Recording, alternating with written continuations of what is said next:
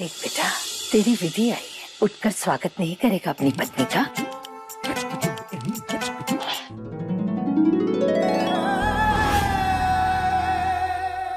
माँ, आप आ गई माँ? विधि,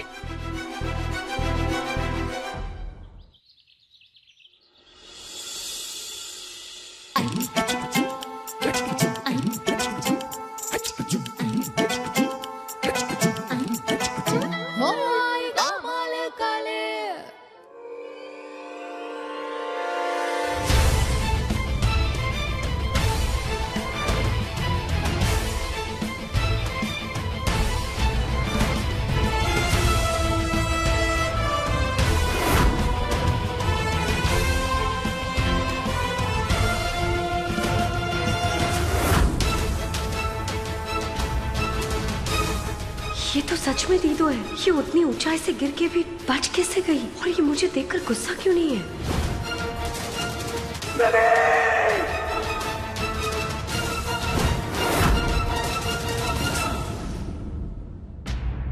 इसे पहचान लो, ये तुम्हारी छोटी बहन है पायल, जो वेद के साथ शादी करना चाहती थी।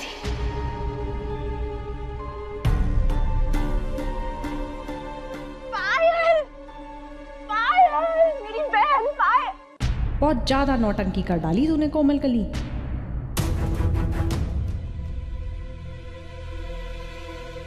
कैसी है तू पायल? और तू यहाँ गली में कैसे रह गई? अंदर क्यों नहीं आई?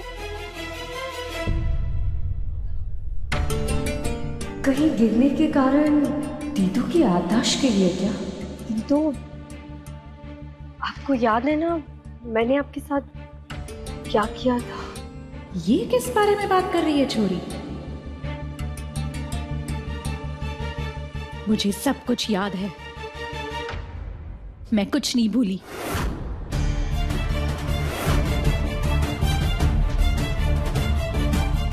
पायल है ना तू, मेरी बहन पायल, सब याद है मुझे।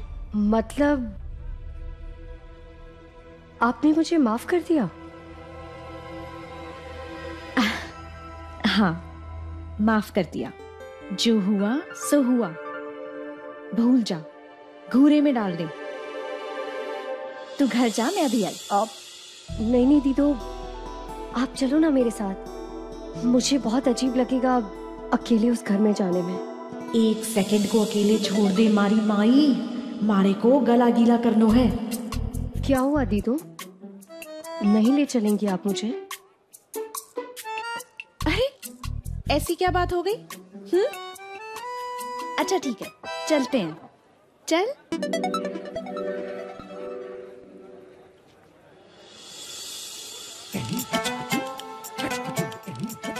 दाया कि बाया, गलत पैर रखा तो किस्मत बिगड़ जाएगी। मैंने दीदू के साथ इतना सब किया और फिर भी वो मुझे माफ कर रही है। मेरी वजह से वेद जी इस हाल में है, फिर भी नहीं, कुछ तो गड़बड़ है। पक्का दीदू की याददाश्त पर असर पड़ा है। अब मुझे पता करना होगा दीदू को कितना याद है और कितना नहीं। उसी से पता चलेगा कि मेरा नाथद्वारा में रुकना ठीक है या नहीं। इसकी वजह से हमारी तलब पूरी ना हो पाई। कीड़े पड़े, कुकरू काट जाए। सबर रख कोमल कली।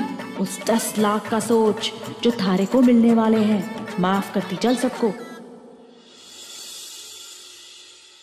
अच्छा जी,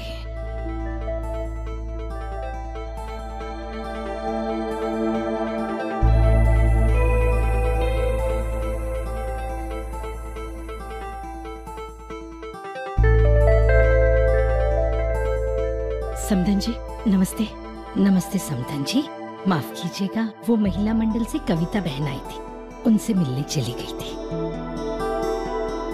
लेकिन विधि कहाँ है? वो हमारे साथ ही थी, पायल को लेने गई है। वो गली में खड़ी थी ना। फिर बेवकूफी की इस कोमल कली ने। बताया था मैंने इसे कि विधि की बहन ने विधि को बहुत परेशान किया था। इसे कुछ याद ही नहीं रहता। आपको बुरा तो नहीं लगा ना? पायल ने दामाद जी और विधि की गृहस्थी में इतनी आग लगाई, मैंने उसे घर में वापस ले लिया। मारे को लगा उसे पछतावा हो गया है, इसलिए उसे माफ कर दियो। और मैंने भी इसीलिए माफ कर दिया। ये तुम्हारा बड़प्पन है बेटा।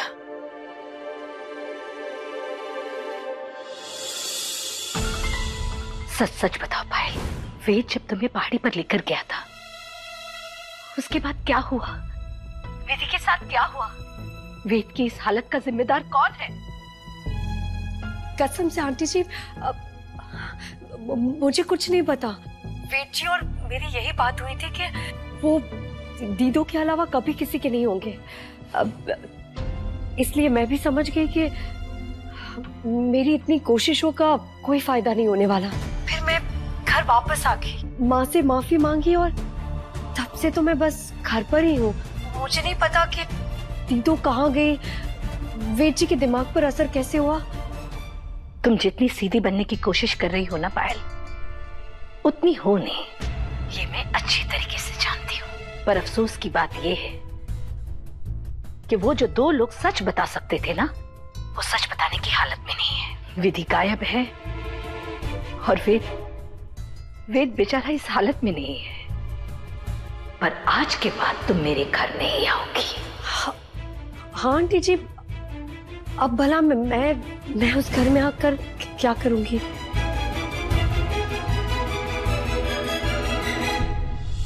आंटी जी, आपको कोई ऐतराज तो नहीं है ना मेरे यहाँ आने से?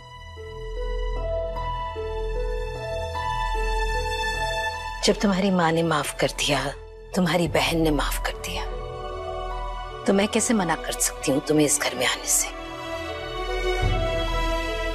चलो विधि बेटा, तुम्हारी माँ को वेद से मिलवा देते हैं। जी। पायल यही इंतजार कर लेगी। आइए समधन जी। जी आओ।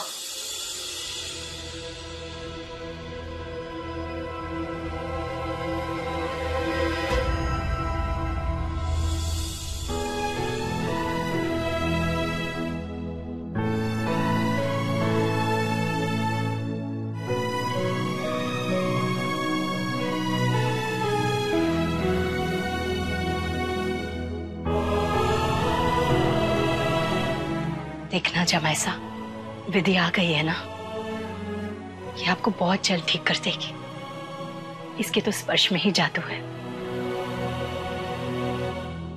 कल रात से एक घूंट ना गया गले में, क्या खाक जादू चलाएगी कोमल कली?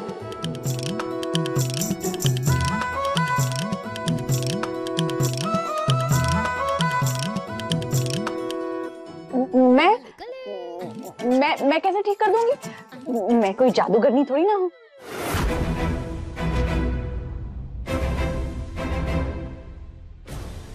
पर विधि बेटा, ये तो तुमने पहले भी किया था, याद है ना? कैसे अपनी जान पर खेलकर सावित्री की तरह अपने सत्यवान को बचा कर ले आई थी। अब ये सावित्री सत्यवान कौन है? ये क्या कहे तू? हाँ, जिस विधि को वेद और उपनिषद की सारी कहानियां जुबानी याद थी, ये ऐसा सवाल करे? हंस गई तू कोमल कली, अब जवाब जल्दी कुछ सोच।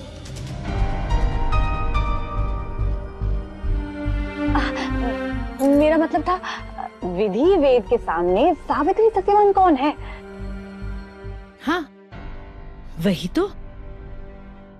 अरे यमराज जी सत्यवान को ले गए थे और सावित्री को उन्हें वापस लेकर आना पड़ा था। पर मेरी विधि का सत्यत्व इतना ज्यादा है कि कोई भी उसके सत्यवान को हाथ नहीं लगा पाएगा, यानी कि वेद को। यही कहना चाह रही थी ना तुम? यही तो मतलब था मेरा। पति तो परमेश्वर होते हैं,